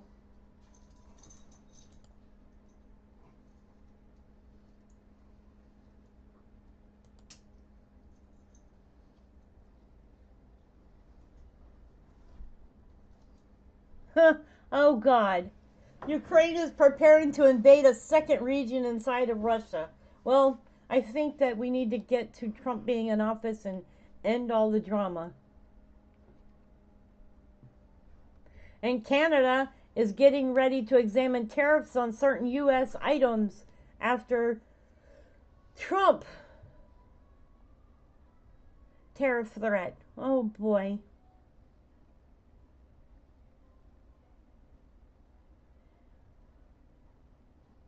What's new?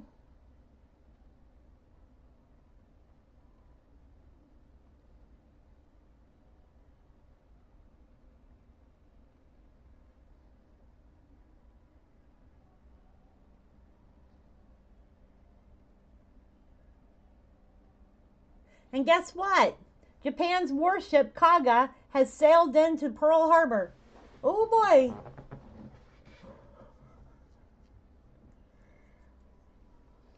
That's history. A Japanese helicopter destroyer, which bears the same name as an aircraft carrier that took part in Japan's attack on Pearl Harbor during World War II, visited the Hawaiian harbor on Tuesday.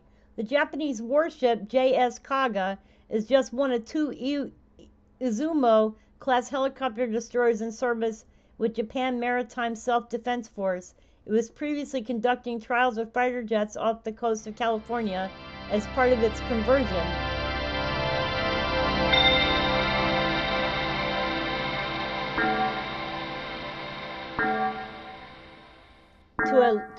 to a light aircraft carrier. The warship's namesake arrives from Kaga Province, an administrative area of Japan that was abolished in the late 1800s. On December 7, 1941, 6 Imperial Japanese Navy aircraft carriers, including one named Kaga, launched a raid on Pearl Harbor. The attack, which killed 2,390 American service members and civilians, led the United States to declare war on Japan, as well as later its allies Germany and Italy. The war ended with Tokyo's surrender on September 2nd of 1945 following 2 atomic bombings in Japan. The visit builds upon symbolic groundwork laid by President Barack Obama and President Minister Shinzo Abe. Visiting Hiroshima and Pearl Harbor in 2016, Jeffrey J. Hale, who is lecturer of Kanda University of International Studies in Japan. Okay, the Japanese cities of Hiroshima and Nagasaki were bombed by the American atomic bomb on August 6th and 9th, 1945, respectively, with an estimated total of 150,000 to 246,000 people killed. This marks the first time and remained the only wartime use of nuclear weapons. Historically, this is not the first time a Japanese self-defense warship has been to Pearl Harbor, and was probably bound to happen eventually given the ever-growing security ties between the U.S. and Japan. Japan's post-war constitution prohibits the country, which is now a U.S. ally, from having offensive weapons such as attack aircraft carriers that are designed for mass destruction of another country only, as they would exceed the maximum necessary level for self-defense. Tokyo claimed in 2018 that the modified 19,950-ton Izumo-class warships, which are its largest surface combatants,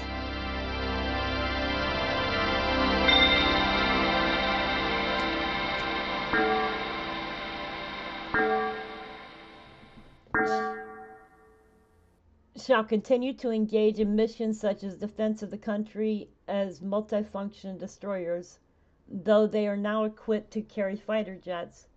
Japan's decision to process aircraft carriers came amid China's expansion of its naval fleet, which is the world's largest, with more than 370 ships and submarines in service in its naval activities in the western Pacific Ocean, including near Japan's southwestern waters.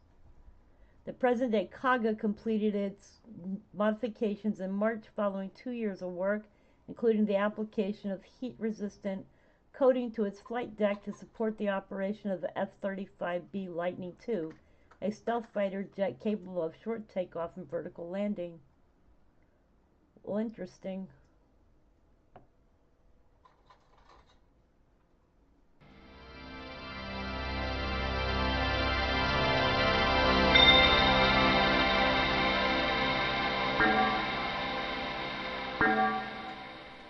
The World War II era Kaga was sunk after the Battle of Midway from June 4th to 7th, 1942, off an atoll located in the northwest of Hawaii. Its wreckage was discovered in 1999 and 2019.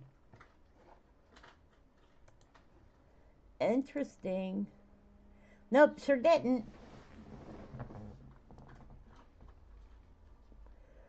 You're right. The left is trying to start a war, and they want to start a war before Trump gets into office. So if you think about it, yep. Gotta trust your instincts on this one, because things are getting weird. Like, okay, Biden brokered the peace deal between Israel and the Hezbollah, but if you think about it, that's a Trump win. But if you also think about it, it's because they want to focus on what's going on with Iran. They don't really care about the peace deal between Hezbollah and Israel. Now he's trying to start a peace negotiation between Hamas and Israel. Why? Because they want to focus all their attention on what's going on with Iran.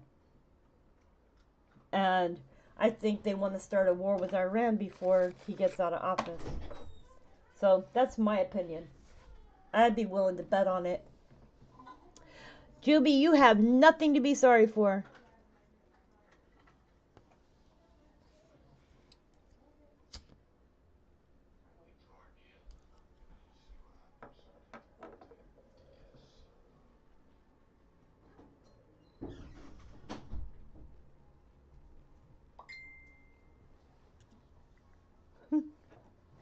Okay, so we got some good news.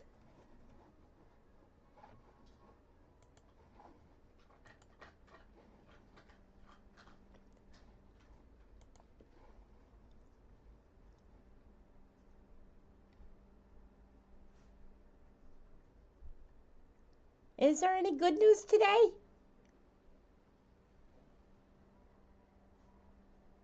No, I don't want to read that one. Putin has ordered gigantic Satan II nukes to be made ready for combat. Okay, we're not reading that. I need some good news.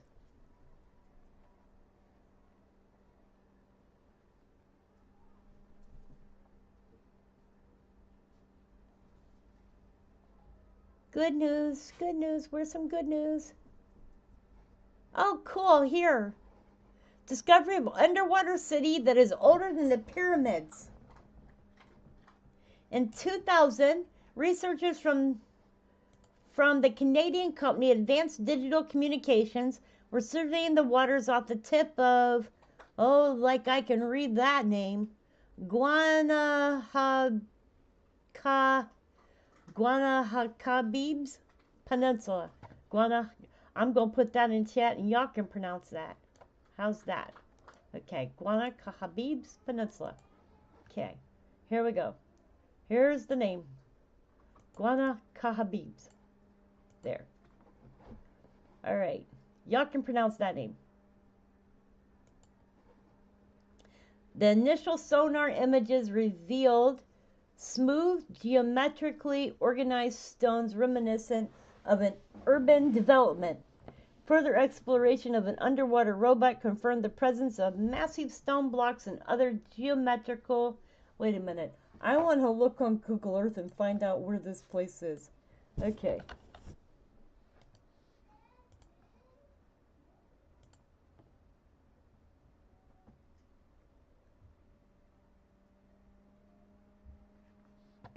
So it's over here.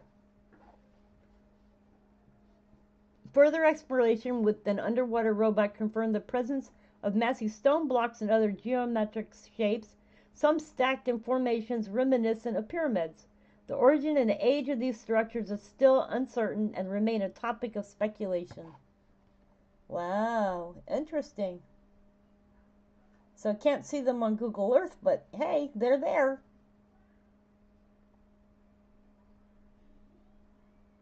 Well, that's interesting.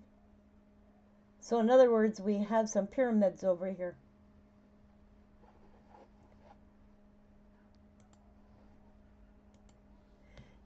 I pronounced it just fine. Guanakahabibs.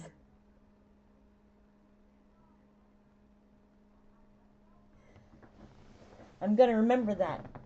Guanakahabibs.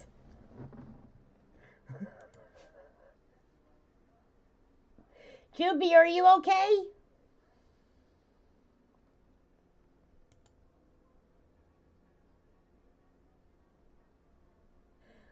Oh, did somebody curse? That's fine. As long as you caught it yourself. We don't give you we don't remove people for being bad. They can remove their own bad words.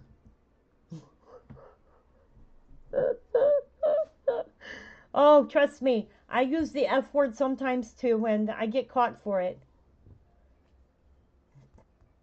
We're all adults. We all mess up. Especially when something really bad happens. Oh boy. I can be F this, F that, F that, F, F, F.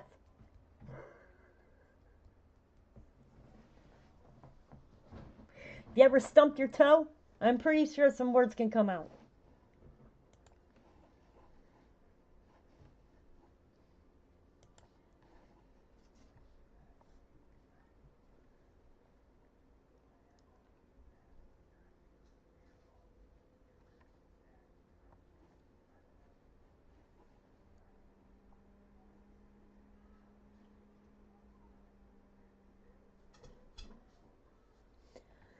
Okay, you guys, well, I think it's about that time. I have run out of things to chat about. And I have had fun with you guys. And I'm going to do a live stream tomorrow. And I love y'all. And I'm pretty sure Ron is going to be doing a live stream here soon on emergency management. Took you 3 to clean your language? It's okay. I've gotten better with old age. Or is that young age? We're supposed to be going backwards, right, with age?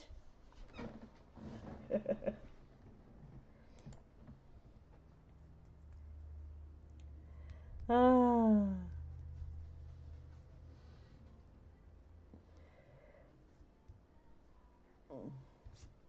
Well, I don't know. With having grandkids, I try to keep my mouth clean too. I try really hard because, you know, little kids will repeat anything and everything that you say. So you have to be very, very careful because they will repeat it.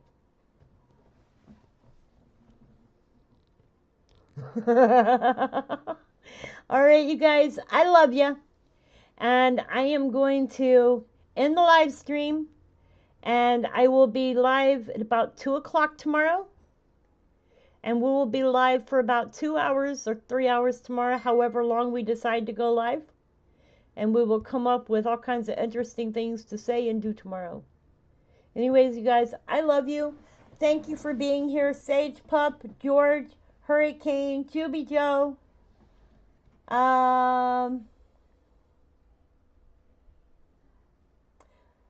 Richard,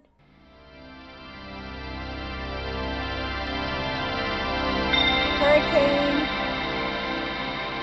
and Broke Fishing. I appreciate all my mods, Sage Puppy, and everybody. I appreciate all of you for being here today. Thank you for joining the live stream. Thank you for hanging out with me.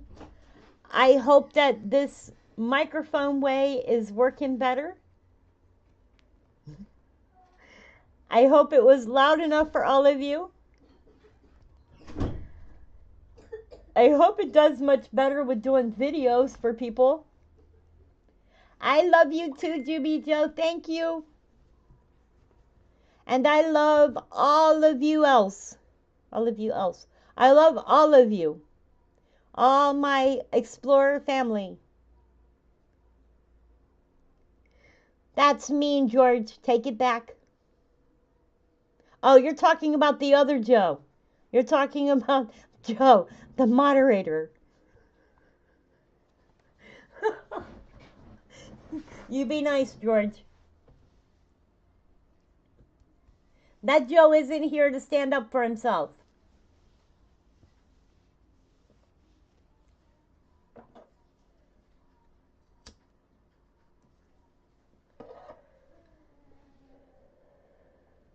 All right, you guys, I love you, and I will see y'all tomorrow. Thank you for being here. Remember to tell somebody that you love them. Tomorrow is never promised. Remember, today is always a venture.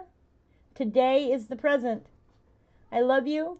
Remember to tell somebody you love them, and have a great night, morning, or afternoon, wherever you are in the world. And I will see you on the next one.